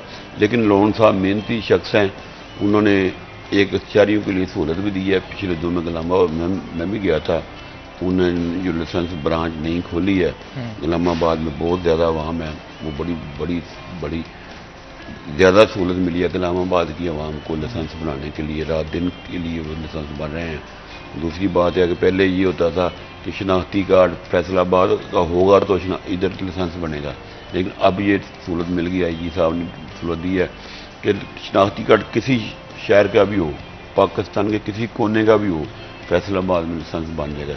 ये भी फैसलाबाद की शहरियों के लिए बहुत खुशी की बात है कि उधर लाइसेंस बन जाता है और आसानी से बन जाता है। लेकिन मैं आपकी वसात से IG साहब को ये रिक्वेस्ट करना चाहता हूँ, जिस तरह आप लर्निंग के लिए सहूलत दे रहे हैं, इस तरह आप जो पक्का लाइसेंस जो बनाना होता है ना बाद में ट्राई के बाद, वो बहुत सख्त है, उसमें थोड़ी सी नरमी करनी चाहिए। इसलिए नरमी करनी चाहिए कि जिस तरह ज़्यादा जल्दी से जल्दी लोग ज़्यादा से ज़्यादा लर्निंग लाइसेंस बन रहा है ना, इस तरह आगे जो सिस्टम है ना लाइसेंस पक्का बनाने का, उसको थोड़ा सा आसान करें ताकि आगे भी लाइसेंस जल्दी से जल्दी बनते जाएं। वरना ये होता है लर्निंग बनते जा रहे हैं, आगे फेल हो जाते हैं। कि फेल होने की बजाय ना थोड़ा सा रियायत दी। मैं IG साहब से और मैं CTO फैसलाबाद से रिक्वेस्ट करूँगा कि फैसलाबाद की आवाम की तरफ से रिक्वेस्ट भेजें कि मैं नहीं ये कहता कि बिल्कुल गाड़ी नहीं चलानी आनी चाहिए, गाड़ी चलानी आती है, लेकिन जहाँ वो टेस्ट लेते हैं ना वो बहुत तंग जगह होती है, वहाँ पे अच्छा भला भी ड्राइवर जो होता है ना वो भी किसी न किसी चीज़ से टकरा जाता है, जिसकी वजह से वो फेल हो जाता है। तो लिहाजा मैं ये नहीं कहता कि वो उधर रिश्वत ली जाती है, रिश्वत नहीं लेते, लेकिन जब वो ड्राइवर उधर जाता है अपना ट्राई देने के लिए वो कन्फ्यूज़ हो जाता है, तो कन्फ्यूज़ होने की वजह से कोई ना कोई टक्कर लग जाती है। तो थोड़ी सी रियायत दें IG साहब या अपना CTO लोन साहब रिक्वेस्ट भेजिए आवाम की तरफ से कि थोड़ा सा रियायत करें। इंशाल्लाह जिस तरह लर्निंग की तेज़ी से बने उस तरह आगे भी लाइसेंस तेज़ी से बने तो फिर मसला आसान हो जाएगा। तो भट्ट साहब आप क्या समझते हैं कि आने वाले दिनों के अंदर बाज़ारों में जो तजावज़ात की सूरत हाल है इसमें कोई बेहतरी आएगी? देखिए बात यह है कि जिस तरह DCO साहब खुद जा रहे हैं सुबह, मैंने देखा है हम सोए होते हैं तो DCO साहब 9 बजे उठते हैं और अपने साथ गार्ड लेते हैं। तो जो ये नहीं है कि वो 5 फुट पे उठाते हैं, 5 फुट वाली जगह कैम डैम है, यही मैं भी इसका ही हामी हूँ, लेकिन मैं इसका हामी नहीं हूँ कि अगर 5 फुट जगह मिली है वो 50 फुट पर जाए। वो उठाते हैं 20 फुट वाले को, 30 फुट वाले को। और जब हम रिक्वेस्ट करते हैं जाके कि DC साहब मेहरबानी करें, ये गरीब आदमी है, आइंदा इंशाल्लाह नहीं करेगा, वो कहते भट्ट साहब ये स्टाम्प लिख कर दे, फिर वो स्टाम्प लिखाते हैं, उसके बाद वो छोड़ देते हैं। लेकिन अगर फिर भी कोई बात ना आए तो फिर उसके ऊपर पर्चा देते हैं, पर्चा ना दें तो उसके ऊपर जुर्माना करते हैं। तो बात यह है कि ये जुर्माना भी होता है और अंदर भी लोग जाते हैं। तो हमें अपने आप अकल करनी चाहिए कि अगर हमें गवर्नमेंट एहसास कर रही है ये जो 5 फुट की जगह है ये किसकी कोई जाती है, ये भी गवर्नमेंट अप्लाई करती है गरीब लोगों को। ये गरीब लोग वो ही हैं जो सुबह मतलब जो रात को जो मतलब कमाते हैं वो रात को जाके खाते हैं, कमाते हैं और खाते हैं हर रोज़। तो हमारी रिक्वेस्ट पर ये DCO साहब ने मेहरबानी की है, वरना तो उठा भी दें तो फिर हम क्या कर सकते हैं। तो लिहाजा जो हमारे गरीब लोग भी हैं, हमारे दुकानदार भाई भी हैं, जो जगह दी है उसके मुताबिक हमें सामान बाहर रखना चाहिए। जो जगह नजायज़ है, जो हमने 10-5 फुट से आगे है, उसके आगे सामान नहीं रखना चाहिए। बिल्कुल ठीक कहा आपने। तो मुझे ये बताइएगा यहया कि आप दुकानदारों के साथ मीटिंग करते हैं वहाँ पे, जो तजावज़ात का मसला भट्ट साहब बता रहे हैं दुकानदारों को, क्योंकि आप वहाँ के सदर हैं तो कुछ समझाते भी तो होंगे ना कि तजावज़ात ना करें, उससे नुकसान अल्टीमेटली उनका भी है और पब्लिक का भी। जी बिल्कुल, ऐसे हमारी माहानावार हफ्तावार ऐसे मीटिंग्स होती रहती हैं हमारी यूनियन के साथ, जो यूनियन के हमारे नायब सदर हैं, चेयरमैन हैं, ऐसे माहानावार हफ्तावार मीटिंग लाजमी होती हैं हमारी। तो उसमें हम जो बाहर स्टॉल्स लगाते हैं हम उनको तो नहीं कहते, जो हमारे शॉपकीपर्स हैं जिन्होंने लगवाए हुए हैं हम उनको ये शौक देते हैं कि यार ये इसको कम से कम इतना तो कहो कि भाई ये अपनी लाइन की हदूद में रहे, पर वो लाइन की हदूद से भी काफ़ी ज़्यादा आगे चला जाता है। तो हम तो दुकानदार कोई कह सकते हैं तो उसको नहीं कह सकते, क्योंकि हमारा वोटर जो है वो दुकानदार है, हमें जो चुना है वो दुकानदार ने लेकर आया है। हम उसको ही कह सकते हैं कि भाई इसको अपनी हदूद में करवाओ, तो वो उसको अल्हम्दुलिल्लाह करवाता है। भट्ट साहब आप क्या समझते हैं, रेडियो का दाखिला ममनू नहीं होना चाहिए 8 बाज़ारों के अंदर?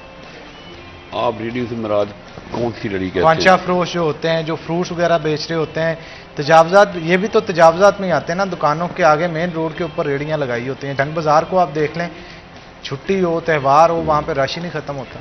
लेकिन मैं रेडी वालों की बात नहीं करता। रेडी वालों का एक टाइम होना चाहिए, रात को 8 बजे से लेकर 12 बजे तक या 9 बजे से ले ले, लेकिन इनको बंद नहीं करना चाहिए। ये खूबसूरती हमारे शहर की, फैसलाबाद की, जंग बाजार की, ये 50 साल से ये लग रही हैं, इनको बंद नहीं करना चाहिए। वो लेकिन टाइम इसकी- सुबह के इसकी- वक्त भी लगी होती नहीं, है, रात ये नहीं होना चाहिए।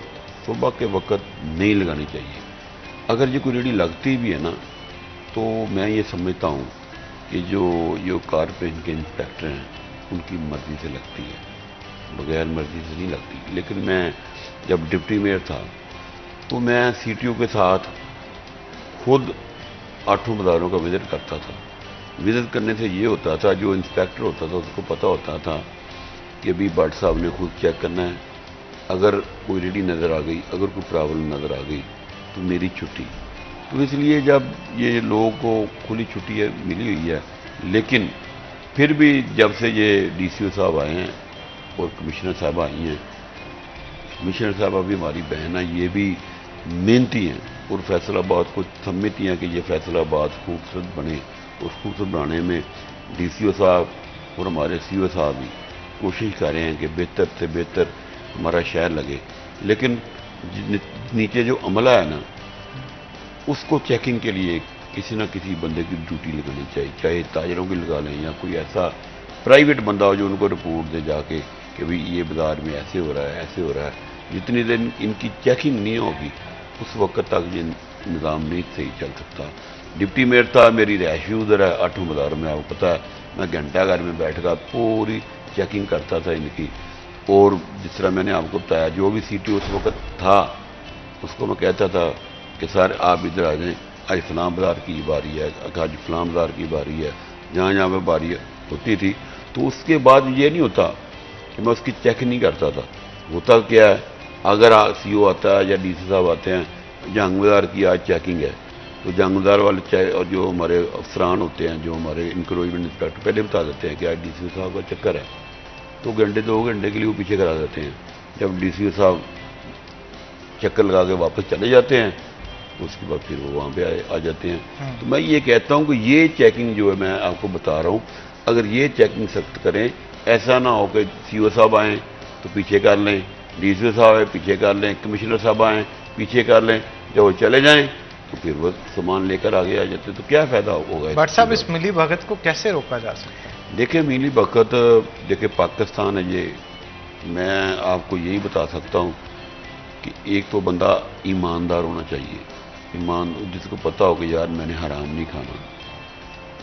तो आपको पता है पाकिस्तान में आप भी जाते हैं शहर में, आप प्रोग्राम भी करते हैं, तो मुझसे ज़्यादा आपको भी पता होगा कि किसी रेडी वाले से आप इंटरव्यू कर लें, किसी दुकानदार से कर लें, वो मैं नहीं बताना चाहता, आप खुद जाकर उनसे पूछ लें कि वो क्या कहते हैं। तो बात यह है कि मैं सिर्फ डीसी फैसलाबाद और कमिश्नर साहबा से ये कहना चाहता हूँ कि जब आप बाज़ार में जाती हैं तो बाज़ार साफ हो जाता है, जब आप वापस आ जाते हैं तो उसके बाद फिर वही मसला मसाइल खड़ा हो जाता है। तो बराए मेहरबानी आप ऐसा अपना नुमाइंदा 8 बाज़ारों में, शहर में, गोलों में ऐसा नुमाइंदा लगाएं जो उनका ख़ास हो, उनको बताए कि फ़लाँ बंदा की ड्यूटी है और फ़लाँ बंदा क्या कर रहा है, बिल्कुल ठीक कैसे कहा कर आपने। रहा है। भट्ट साहब, इस पे मजीद गुफ्तगू करेंगे, लेकिन एक छोटी सी ब्रेक के बाद ब्रेक के बाद दोबारा हाजिर होते हैं। आपने कहीं नहीं जाना, हमारे साथ रहना है।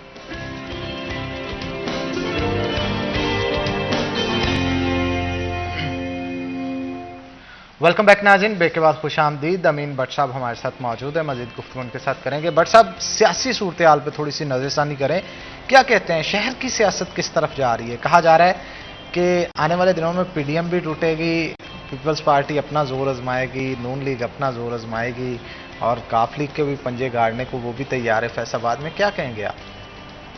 देखें, बात यह कि फैसलाबाद में जो सियासत है ना, अगर नून लीग वाले, जिस तरह राना सनाउल्लाह साहब मेरे बॉस भी हैं, मेरे भाई भी हैं, उन्होंने मुझे अल्लाह के बाद डिप्टी मेयर बनाया, तो मैंने तो पूरी मेहनत की है। अगर उन्होंने मुझे डिप्टी मेयर बनाया ना, तो मैंने पूरी कोशिश की आवाम को राज़ी करने के लिए, अपने सपोर्टरों को, अपने ताजरों को, अपने रहायशियों को पूरा खुश किया है। इसी तरह अगर राणा साहब और मियाँ नवाज शरीफ साहब, शहबाज शरीफ साहब वर्करों से मिला जो अवाम में बंदा होगा, मैं नहीं ये कहता कि फलां MP है, फलां MP है, फलां MP नहीं, छोड़ दें MPओं को। मौजूदा सूरत जो है ना, खंबे खुंबे वाली बात खत्म हो गई अब।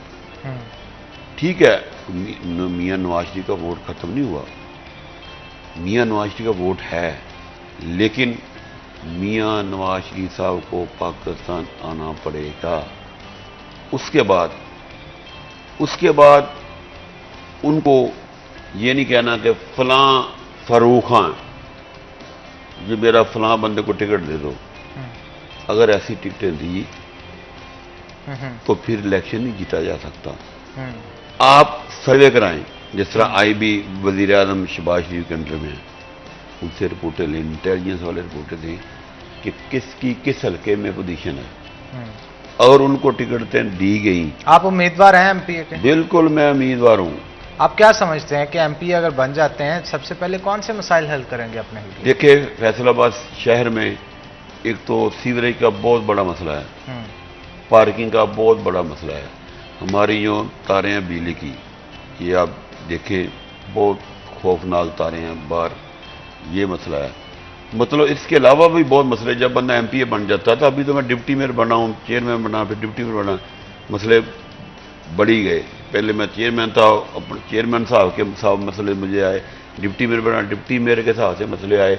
जब मैं अल्लाह ताला की दाद मुझे MPA बनाएगी ना, पहली तो बात यह है कि नान भाई, मैं अल्लाह से यही दुआ करता हूँ शुरू से कि या अल्लाह, अगर मुझे MPA बनाने में कोई बेहतरी है, अवाम की बेहतरी है, मेरे ख़ानदान के लिए बेहतरी है, तो मुझे ज़रूर MPA बनाना।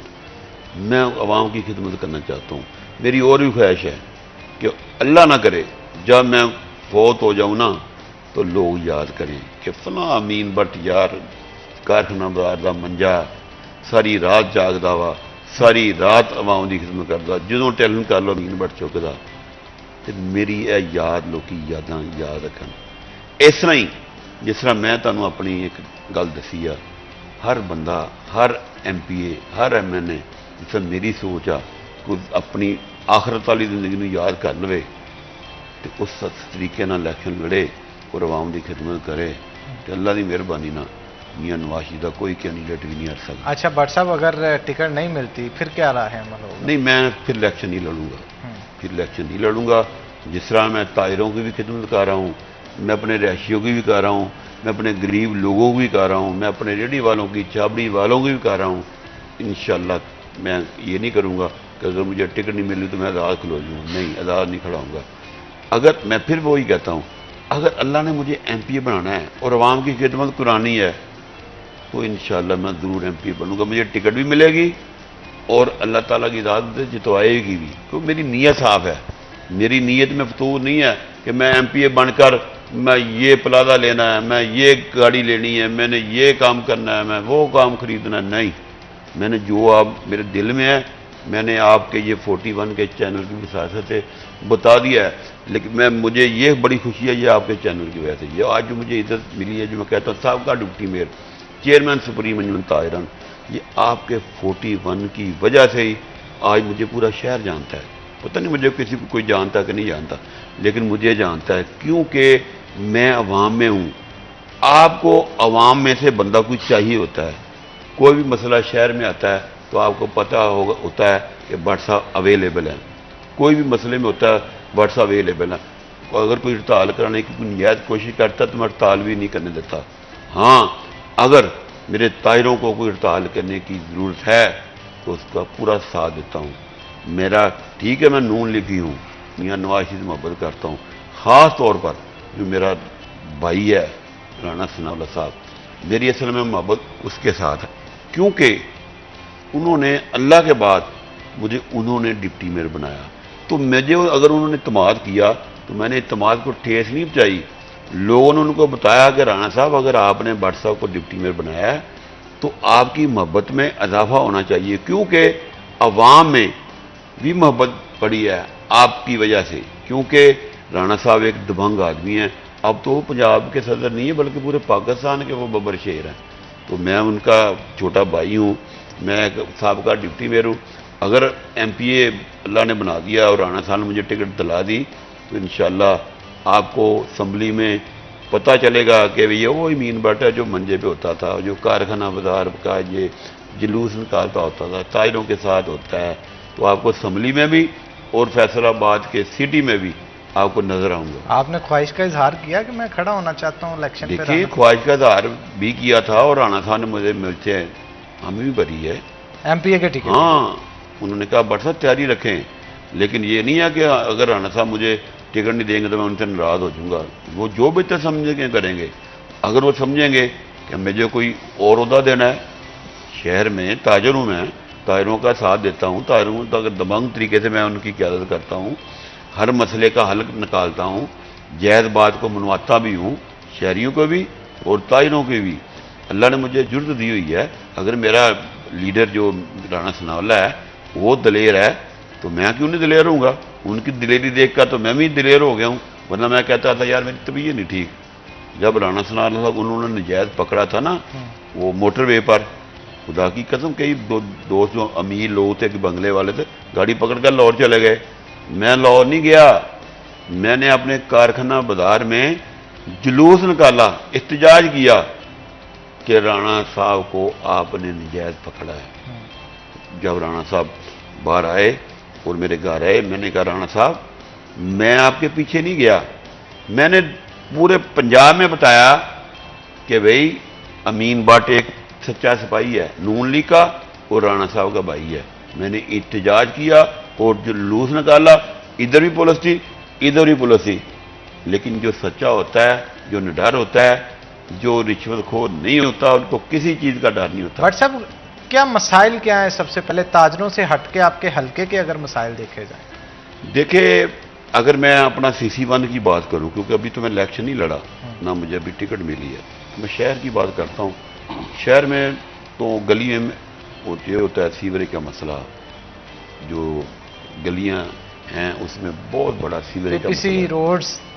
रोड जो सिमटेड रोड बनाते हैं, उसके बाद जो मैं आपको मेन शहर का बताऊं ना, अब देख लें, मैं जाकर मिला था वासा के ट्रैक्टर को भी, आए दिन अम्मीपर बाजार में गंदा पानी, आए दिन मिंडी बाजार में गंदा पानी, आए दिन जंग बाजार में पानी, आए दिन रिगर रोड में पानी। ये नहीं होना चाहिए। देखिए ना, हम कहते हैं कि गंदगी नहीं होनी चाहिए, बीमारी तो फैलेगी। जब गंदगी होगी, गंदा पानी होगा तो सावधान है कि आपको बीमारी भी लगेगी। उसके बाद जो नमाजी नमाज पढ़ते हैं, हम भी पढ़ते हैं, हमारे बच्चे भी पढ़ते हैं, हमारे दुकानदार भी पढ़ते हैं, हमारे रहशी भी पढ़ते हैं। जब गंदगी से गुजर कर जाते हैं तो हमारी नमाज का भी हर्ज होता है, जो कि नहीं होना चाहिए। तो मैं सबसे मेन जो आप पूछे CC1 का क्या मसला है, एक जो नंगी तारें हैं, बिजली का मसला और सीवरेज का मसला, और चंद गलियां रहती हैं जो बनने वाली हैं। बिल्कुल, इस पर भट्ट साहब मजीद भी गुफ्तगू करते हैं, लेकिन एक छोटी सी ब्रेक के बाद दोबारा हाजिर होते हैं। आपने कहीं नहीं जाना, हमारे साथ है ना।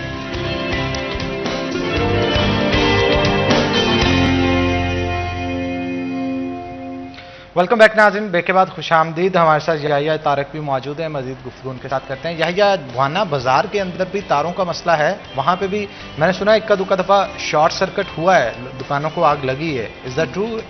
जी, ये पीछे से ही अपना क्या नाम है 6 माह हुए हैं, उधर एक दुकान थी तो उसको मतलब कि अल्लाह ने ही बचाया है कि मतलब कोई जानी नुकसान नहीं हुआ। जैसे कारखाना बाजार में भट्ट साहब ने बताया कि 6-7 लोग जुलूस गए थे, तो उधर कुछ जानी नुकसान नहीं हुआ। बकाया वो सारा जो बाज़ार है वो कपड़े का बाज़ार है, बिजली का बाज़ार है, तो इस हवाले से बहुत ख़तरा रहता है। तो आए दिन शॉर्ट सर्किट रहता है। बारिश अभी शुरू होती है तो साथ ही को ट्रांसफार्मर का मसला है, काफ़ी ज़्यादा पुराने ट्रांसफार्मर लगे हुए हैं, तारों का मसला है। कई तारें शटर के ऊपर अपना जो छपड़े हैं उनके ऊपर नंगी पड़ी हुई हैं, और अगर उनको बताएं कि ये नंगी पड़ी हुई तो वो कहते हैं कि बजट आ रहा है, बजट जा रहा है, हमारे पास आदमी कम है, आदमी ज़्यादा नहीं है, अभी 2 बंदे हैं, अभी 3 बंदे हैं। इस हवाले से बड़ा ज़्यादा जो गमगीन मसला है ना, वो सबसे ज़्यादा बिजली का है। क्योंकि जब आप क्लॉक टावर एंटर होंगे ना, तो आपको मेन के ऊपर सब जो नजर आएंगे ना, वो उसको तारे रुकावट होंगे। नजर आएगी, वो तारे हैं। इतनी इतनी मोटी तार है। और ऊपर से जो आजकल नया ट्रेंड चल गया है कि ये जो मेरा ख्याल है, पता नहीं वो वापडा वाले पैसे खा रहे हैं कि पता नहीं कौन सा बीच वाला तबका पैसे खा रहा है, कि हर खंबे के ऊपर नेट की तारें इतनी हैं, कोई अंडरग्राउंड नहीं है। नेट की तारों के इतने गुच्छे हैं, उसकी वजह से पता ही नहीं चलता किसी को कि भाई ये हमारी तार कौन सी है, हमारे मीटर की तार कौन सी है। तो जैसा कि मैंने आपको पहले भी बताया कि जब तक ये अंडरग्राउंड नहीं होगा तब तक चोरी भी बढ़ेगी। कुंडी सिस्टम है यानी कि? कुंडी सिस्टम है यार ये तो फिर बड़ी बुरी बात है। हमारे 8 बाज़ारों के अंदर भी ये सिस्टम अगर है तो इसके ऊपर देखें, हमारे मीन भट्ट साहब चेयरमैन हैं और सदर भी बैठे हैं, अक्सर औकात वो गुफ्तगू भी करते हैं। इसका सच्चे होने का यही मकसद होता है ना कि किसी चीज़ से भागा ना जाए। अगर वहाँ पे इशू हो रहा है तो उन्होंने उस चीज़ को कोड किया है। तो ये कोई ताजर ही होते हैं ना, लेकिन आप इनको रोकते हैं, इनको कुछ कहते हैं कि यार ये गलत बात है, ऐसा नहीं करना चाहिए। नहीं, हमें तो अक्सर नहीं पता होता। तो ये जो महकमे के लोग आते हैं यही आके देखते हैं कि भाई इसका मीटर डेड हुआ है, तो इसके बावजूद इसके शॉप के अंदर बिजली चल रही है। वो क्यों चल रही है, वो कहाँ से चल रही है? वो कंटिन्यू नहीं करवा रहा उसको कि भाई ये दोबारा वो चले, मैं इसका बिल दूँ, हुकूमत के ख़जाने में इसके पैसे जाएँ। मतलब कि कोई डिसिप्लिन नहीं है, हर चीज़ बिखरी पड़ी है। कि अभी अपना पीछे इंटरव्यू किया है इन्होंने अपना 24 वालों ने, तो उन्होंने देखा, सारा दिखाया कि भाई इतनी तारें थी कि कई किस्म के उधर नेट की तारों के गुच्छे लगे हुए थे। तो अगर वो खुदा ना खास्ता गिर जाएं या कोई नुकसान हो जाए तो उनको समेटेंगे कि वो अपना ये जो बिजली वाले हैं वो अपनी तारों को समेटेंगे। गलियां किसी को इतनी पता ही तंग है, अगर खुदा ना खास्ता वहाँ पे भी शॉर्ट सर्किट हो जाता है, फायर ब्रिगेड नहीं पहुँच सकती वहाँ पे। तो नहीं पहुंचती, कई दफ़ा नहीं पहुंचती। अभी पीछे ये रिसेंटली हुआ है अपना, इधर ये दुकान थी प्लास्टिक की एक, तो उसको आग लग गई है। तो अगर वो उसका एक साइड का दरवाज़ा अपना नडवाला रोड की तरफ ना होता तो वो उसके अंदर जानी नुकसान भी था, क्योंकि वो सारी जो मार्केट थी वो सारी की सारी मार्केट ये अपना क्या थी, इलेक्ट्रॉनिक्स की थी, फ्रिज, एयर कूलर वगैरह की थी, एसी वगैरह की थी। फिर वो दूसरा ये फॉर्म, ये जो सोफ़े वगैरह की ये जो फॉर्म है, गद्दे वगैरह हैं, इनकी सारी मार्केटिंग थी। मतलब कि सारा जो था वो बम बरूद था वो। इस हवाले से हमने बड़ी रिक्वेस्ट की है। अब माशाल्लाह हमारे जो हैं अपना फेस्को के चेयरमैन मलक तहसीन अवान साहब, इन्होंने ऑर्डर किया है। तो अल्लाह ताला, अवामी आदमी है ये, तो हमने तो कभी सुना ही था कि भाई अपना फेस्को का चेयरमैन लग गया है, आ रहा है जा रहा है, तो पर इन्होंने इत्मीनान दिलाया और अल्लाह ताला इनको और इज़्ज़त दे और कामयाबियाँ दे कि ये अवामी लीडर बने हैं। बिल्कुल ठीक है। भट्ट साहब, गलियों के अंदर तारें बड़ी ख़तरनाक, क्या कहेंगे? देखें, जिस तरह मैंने पहले भी बताया, ज़्यादा तारीफ़ें भी नहीं करनी चाहिए, तारीफ़ तो अल्लाह ताला की ज़ात की है, लेकिन जो भी मैं अपने शहर के मुतल्लिक़ तहसीन मान साहब को काम कह रहा हूँ और अल्लाह ताला की मेहरबानी से हो रहा है। तो बजट तो आपको पता ही है कि निगरान गवर्नमेंट है, तो जब कोई मजबूत गवर्नमेंट आएगी तो बजट तो फिर ही अच्छे तरीके से मिलेगा। आपको पता ही है कि IMF वाले क्या कर रहे हैं, हमारी गवर्नमेंट वाले क्या कह रहे हैं, लेकिन जब बजट आ जाएगा हमें पता चल जाएगा तो इंशाल्लाह जो भी तरीकाकार होना चाहिए। लेकिन तहसीन मान साहब जो भी कर सकते हैं ना, वो हमारे शहर के लिए, हमारे फैसलाबाद के लिए वो काम कर रहे हैं।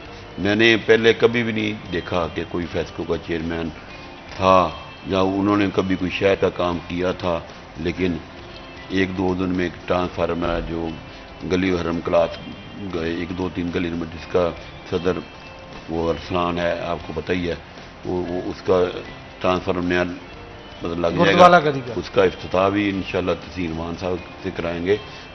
एक ये ट्रांसफार्मर एक चैरीदार में ट्रांसफार्मर लगाया है।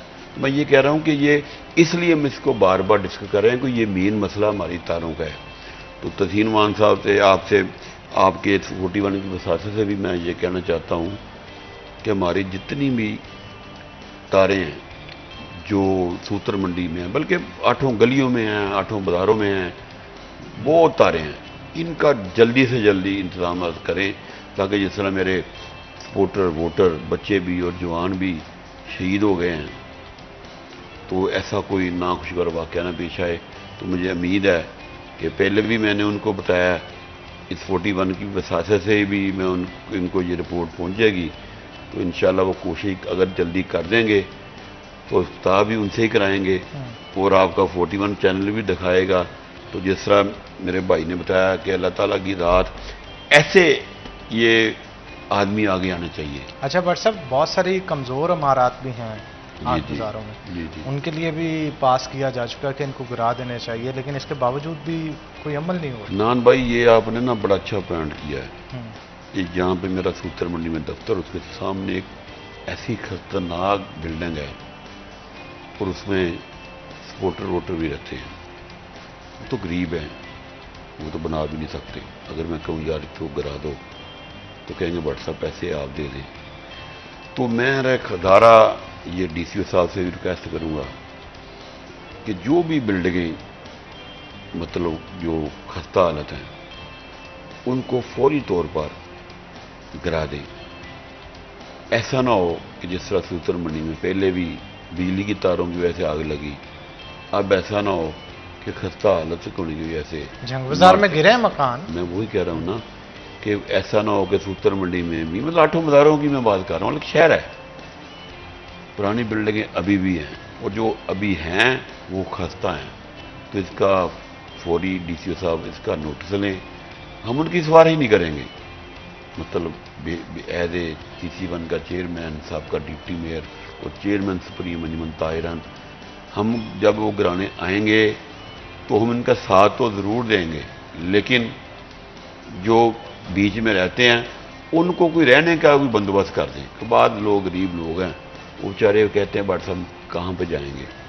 मैं डीसीओ साहब और कमिश्नर साहब से रिक्वेस्ट करूँगा, और आपका जो बॉस है जो वज़ीर आला पंजाब भी है, उनसे मैं रिक्वेस्ट करूँगा कि आप फैसलाबाद में आपका ये चैनल चल रहा है, जो जो इमारतें पुरानी हैं उनको फौरी तौर पर गिराया जाए और उसमें जो गरीब लोग रहते हैं उनको रहने सहने का भी इंतज़ाम कर दिया जाए, ताकि उसमें अगर रहेंगे तो गिर जाएगी तो हमेशा के लिए सो जाएंगे, जो कि हमारी फैसलाबाद के लिए, हमारे वज़ीर आला के लिए, हमारे वज़ीर के लिए और हमारे लिए ये बेहतर नहीं होगा।